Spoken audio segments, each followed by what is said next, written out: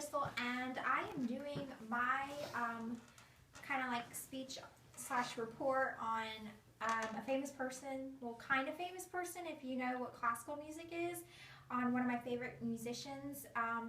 His name is Ludwig van Beethoven.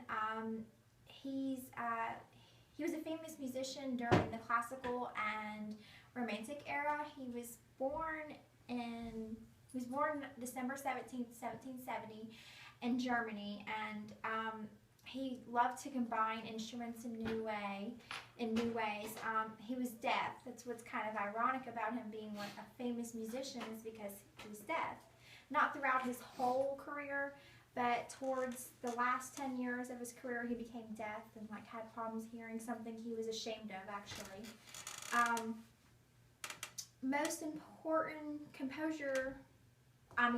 His most important composures that he did were in the last 10 years when he was unable to hear. He had two younger brothers, Caspar, who was born in 1774, Johann, born in 1776. His mother was Magdalena van Beethoven, his father was Johann, and his godfather was Kapellmeister Ludwig van Beethoven. He was the grandfather, and his namesake. After the birth of his brothers, his father began to teach him very rigorously about music. That was something he wanted him to do. He was very strict on his punishment.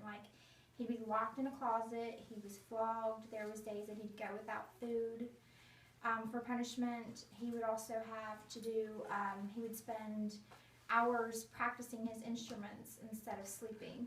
So he was very strict on that, really wanted his son to be good at music. He was an average student. Somebody that studied that much, you'd kind of think them to be kind of above average, but he was an average student. He struggled with spelling and sums. That was his problem areas for him. To him, music made more sense. He withdrew from school to attend the Christian Gottlob Neef, and that's a music school over that he attended. At the age of 12, he composed his first composition. I thought that was pretty cool. Somebody that young could compose music. In 1778, the court decided to send Beethoven to Vienna to study Mozart, another one of my favorite composers. 1801, he finally revealed to someone that he was losing his hearing, and he revealed it to his friend Franz, and didn't say a last name for him. 1803 to 1812 was known as Middle or Heroic Time.